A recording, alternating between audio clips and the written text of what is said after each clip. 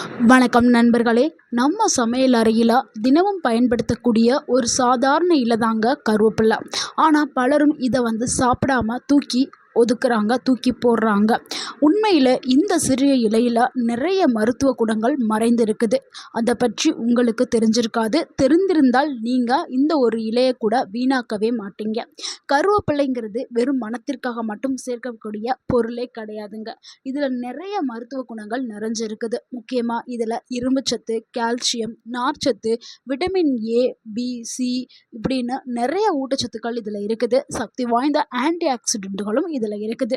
So கருவேப்பிலை நம்ம உணவில் சாப்பிட்றதுனால உடலில் ஏற்படக்கூடிய நன்மைகளையும் மாற்றங்களையும், முடி வளர்ச்சிக்கு எப்படி இது உதவுது, சர்க்கரை நோயாளிகளுக்கு இதனால் என்ன பயன்கள் கிடைக்குது, உடல் எடையை இதை குறைக்க பயன்படுமா, இதயத்தை பாதுகாக்குமா, யாரெல்லாம் இந்த கருவேப்பிலையை சாப்பிடலாம், யாரெல்லாம் சாப்பிடக்கூடாது, எந்த நேரத்தில் எடுத்துக்கிட்டால் அதிகமான பலன்கள் கிடைக்கும், ஒரு நாளைக்கு எவ்வளவு கருவேப்பிலை சாப்பிடலாம், எந்த வடிவில் எடுத்துக்கலாம், எல்லாத்தையும் தான் நம்ம இந்த வீடியோவில் பார்க்க போகிறோம். ஸோ வீடியோவை ஸ்கிப் பண்ணாமல் கடைசி வரைக்கும் பாருங்கள். உங்களுடைய ஆரோக்கியத்திற்கு இந்த ஒரு வீடியோ பயனுள்ளதாக இருக்கும்.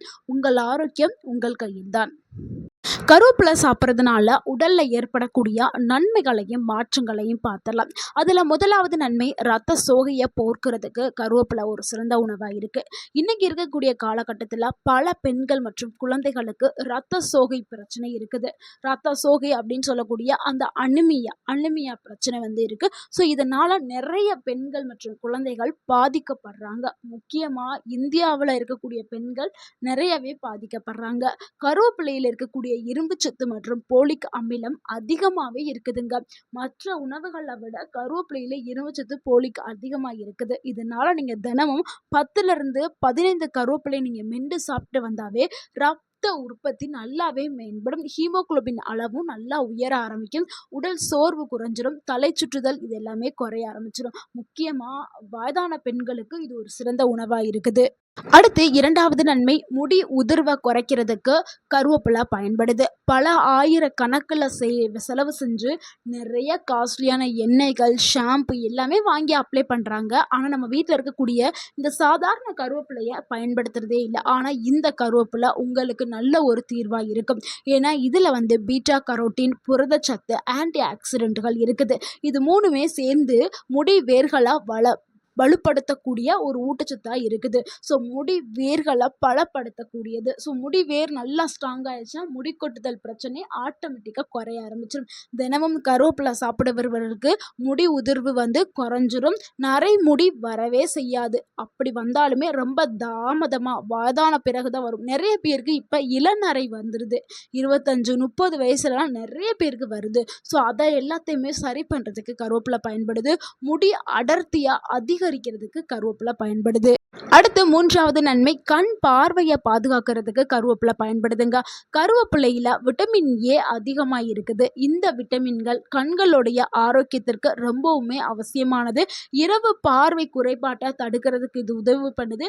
கண் உலர்வை குறைக்கிறதுக்கு பயன்படுது. முக்கியமாக கணினி, லேப்டாப், மொபைல் ஃபோன் அதிகமாக பயன்படுத்துகிறாங்கல்ல, அவங்க கண்டிப்பாக கருவேப்பிலையை உணவில் சேர்த்துக்கிறது ரொம்பவே நல்லது.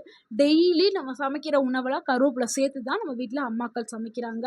ஸோ அது நம்ம தட்டுக்கு வரும்போது நம்ம அந்த கருவேப்பிலையை சாப்பிட்டாவே போதுங்க.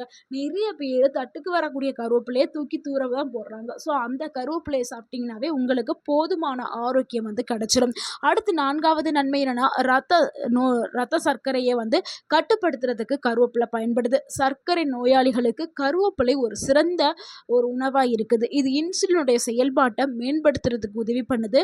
ரத்த சர்க்கரை உயர்வை மெதுவாக்குறதுக்கு பயன்படுது. இன்சுலினுடைய எதிர்ப்பை குறைக்கிறதுக்கு இது உதவியாக இருக்குது. காலையில் வெறும் வயிற்றில் 10 கருவேப்பிலை சாப்பிட்றது ரொம்பவுமே நல்ல பழக்கமாக கருதப்படுது. ஸோ நீங்கள் காலையில் உங்களால் கடிச்சு மென்று சாப்பிட முடியும்னா இரவு தூங்குறதுக்கு முன்னாடி ஒரு 10 கருவேப்பிலை எடுத்து தண்ணியில் ஊற வச்சுட்டு காலையில் வெறும் வயிற்றில் அந்த தண்ணியை குடிக்கலாம். ஸோ அந்த மாதிரியும் செய்யலாம். அடுத்து நம்ம 5ஆவதாக பார்க்கக்கூடிய ஒரு நன்மை என்னென்னா, கொழுப்பை உடல் எடையை குறைக்கிறதுக்கு கருவேப்பிலை பயன்படுது. ஏன்னா நம்ம கருவேப்பிலையை சாப்பிட சாப்பிட என்ன ஆகும், அதில் இருக்கக்கூடிய நார்ச்சத்துக்கள், வேதிப்பொருட்கள் எல்லாமே கொழுப்பு சேமிக்கிறத அது குறைக்குது. ஸோ நம்ம எவ்வளோதான் சாப்பிட்டாலும் நம்மளுடைய கொழுப்பு வந்து நம்ம உடலில் தங்கவே செய்யாது.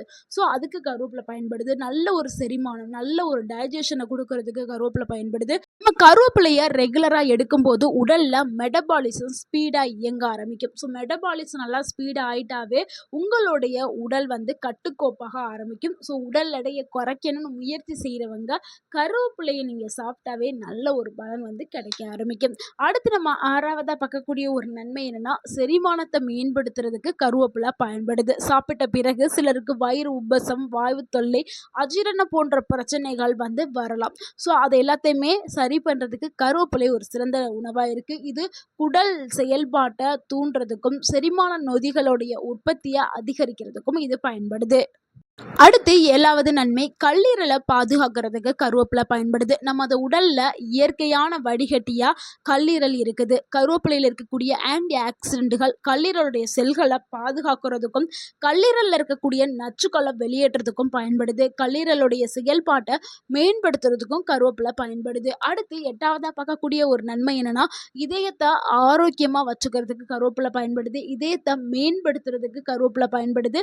ஸோ இதய நோய்களுக்கு முக்கியமான காரணம் என்னன்னா, அதிக கொழுப்பு, LDL அப்படின்னு சொல்லக்கூடிய கெட்ட கொழுப்பு, கெட்ட கொலஸ்ட்ராலு, கெட்ட கொழுப்பு, ஆக்சிடேட்டிவ் ஸ்ட்ரெஸ் இது எல்லாம் சேர்ந்து தான் இதயத்திற்கு வந்து ஒரு நோய்களை வந்து உருவாக்குது. ஆனால் கருவேப்பிலையை நீங்கள் ரெகுலராக எடுத்துகிட்டு இருக்கும்போது ஸோ இது எல்லாமே சரியாயிடும். அதிக கொழுப்பு வராது, LDL கொலஸ்ட்ரால் வராது. ஸோ இதெல்லாம் வராத அப்போ என்ன பண்ணும், இதயம் பாதுகாக்கப்படும். உங்களுடைய இதயத்தை நீங்கள் ஆரோக்கியமாக வச்சுக்கிறீங்கன்னா விலை உயர்ந்த மாத்திரையோ மருந்தோ நீங்கள் உணவு பழங்களோ காய்கறிகளோ சாப்பிட தேவையில்லை. கருவேப்பிலையை ரெகுலராக எடுத்துகிட்டு வந்தாவே உங்களுடைய இதயம் ஆரோக்கியமாக்கப்படும். அடுத்து 9வது நன்மை, நோய் எதிர்ப்பு சக்தியை அதிகப்படுத்துறதுக்கு கருவேப்பிலை பயன்படுது. கருவேப்பிலையில் விட்டமின் சி மற்றும் ஆன்டி ஆக்சிடென்ட்கள் அதிகமாக இருக்கிறதுனால இது சளி, இருமல், வெளியிலேருந்து வரக்கூடிய பாக்டீரியா, வைரஸ் போன்ற தொற்றுகளில் இருந்து நம்ம உடலில் எதிர்த்து போராடும் தன்மை உடலுக்கு கிடைக்கிறதுக்கும் மற்ற நோய் தாக்குதலில் இருந்து நம்மளை பாதுகாக்கிறதுக்கும் கருவேப்பிலை ஒரு சிறந்த உணவாக இருக்குது. அடுத்து 10வது ஒரு நன்மை என்னன்னா, சர்மத்தை அழகாக்குறதுக்கு கருவேப்பிலை பயன்படுது. கருவேப்பிலையில் இருக்கக்கூடிய ஆன்டி ஆக்சிடென்ட்கள் தோல் செல்களை பாதுகாக்கிறதுக்கும் வயதான தோற்றத்தை தாமதப்படுத்துறதுக்கும் முகங்களில் வரக்கூடிய முகப்பருக்களை குறைக்கிறதுக்கும் பயன்படுது. தினமும் சாப்பிட்டு வந்தால் சருமம் ரொம்பவுமே ஆரோக்கியமாக்கப்படும். ஸோ நம்ம எவ்வளவோ சருமத்திற்காக செலவு செய்கிறோம், வெளியிலேருந்து நிறைய பொருட்கள் வாங்கி அப்ளை பண்ணிட்டு வரோம். நீங்கள் கருவேப்பிலையை மட்டும் சாப்பிட்டாலே போதும், நல்ல ஒரு சருமம் வந்து உங்களுக்கு கிடைக்கும். அடுத்து 10வது நன்மை, மூளையோடைய செயல்பாட்டை மேம்படுத்துறதுக்கு கருவேப்பிலை பயன்படுது. சில ஆய்வுகள் கருவேப்பிலையில் இருக்கக்கூடிய சத்துக்கள் நினைவு ஆற்றல், கவனசக்தி, நரம்பு ஆரோக்கியத்திற்கு முக்கிய பங்கு வகிக்கிறதாக கூறப்படுது. ஸோ உங்களுடைய மூளையை நீங்கள் சுறுசுறுப்பாக ஆக்டிவாக வச்சுக்கிறணும், நல்ல ஒரு மெமரி பவர் இருக்கணும், நல்ல ஒரு ஷார்ப் இருக்கணும். அதாவது ஷார்ப்னா ஒரு டைம் சொன்னாவே பரவாயில்ல, அந்த அளவுக்கு பிக்கப் பண்ணிக்குவாங்க சிலரெல்லாம். ஸோ அந்த அளவுக்கு மெமரி பவர் இருக்கும். ஸோ அது எல்லாமே வந்து கருவேப்பிலையை சாப்பிடும்போது உங்களுக்கு கிடைக்க ஆரம்பிக்கும். அடுத்து 12வது நன்மை என்ன, எலும்புகளை வலுப்படுத்தும் தன்மை கொண்டது கருவேப்பிலை. கருவேப்பிலையில் கால்சியம் மற்றும் பாஸ்பரஸ் இருக்கிறதுனால இது எலும்பு அடர்த்தியை மேம்படுத்துறதுக்கும் மூட்டு ஆரோக்கியத்தை பாதுகாக்கிறதுக்கும் வாதானவர்களுக்கு இது ஒரு உதவியாக இருக்குது. அடுத்து 13வது நன்மை என்னன்னா, மலச்சிக்கலை குறைக்கிறதுக்கு பயன்படுது. நார்ச்சத்து இதில் அதிகமாக இருக்கிறதுனால குடலுடைய இயக்கத்தை சீராக்கி கழிவுகளை வெளியேற்றுவதற்கும் அதை மேம்படுத்துறதுக்கும் மலச்சிக்கலை குறைக்கிறதுக்கும் பயனுள்ளதாக இருக்குது. அடுத்து 14வது நன்மை, உடலுக்கு நல்ல ஒரு இயற்கை டீடாக்சிங்காக கருவேப்பிலை இருக்குது. கருவேப்பிலை உடலில் இருக்கக்கூடிய சில நச்சுக்களை வெளியேற்ற உதவுகிறது. அடுத்து உடலில் வந்து லேசாக வச்சுக்கிறதுக்கும் உடல் சோர்வை குறைக்கிறதுக்கும் ஆரோக்கியத்தை மேம்படுத்துறதுக்கும் கருவேப்பிலை ஜூஸ் வந்து பயன்படுது. கருவேப்பிலை தண்ணியும் பயன்படுது. ஸோ எவ்வளவு நன்மைகளை கொண்ட இந்த கருவேப்பிலையை எப்படி எந்த நேரத்தில் எவ்வளவு எடுத்துக்கலாம் அப்படிங்கிறத பார்த்துடலாம். ஸோ நம்ம பொதுவாக ஒரு நாளைக்கு 10லேருந்து 15 கருவேப்பிலை வந்து நம்ம எடுத்துக்கலாம். ஃபஸ்ட் டைம் நீங்கள் ஸ்டார்ட் பண்ணும்போது 2 கருவேப்பிலையிலேருந்து ஸ்டார்ட் பண்ணுங்கள். 2 கருவேப்பிலை சாப்பிட்டு உங்களுக்கு ஓகே ஒத்துக்கிடுச்சு, டேஸ்ட்டு பிடிச்சிருக்குன்னா அப்புறம் 2, அடுத்து 3, 4 அப்படின்னு 10 கவுண்ட் வந்து நம்ம எடுத்துக்கிறது ரொம்பவே நல்லது. ஃபர்ஸ்ட் டைம் எடுக்கும்போது கம்மியாக எடுத்துக்கிறங்க. அடுத்த நாட்கள் போக போக அதிகமாக பயன்படுத்துங்கள். ஒரு கைப்பிடி அளவு இல்லைன்னா 10 முதல் 15 சாப்பிட்றது சிறப்பானது. ஸோ உணவில் சேர்த்துக்கிறது ரொம்பவே நல்லது. கருவேப்பிலை சாப்பிட்றதுக்கான சிறந்த முறைன்னா முறை 1, வெறும் காலையில் வெறும் இலைகளை மட்டுமே நீங்கள் பறித்து வாயில் போட்டு உங்கள் பற்களால் மென்று சாப்பிட்றது ஒரு மெத்தடு.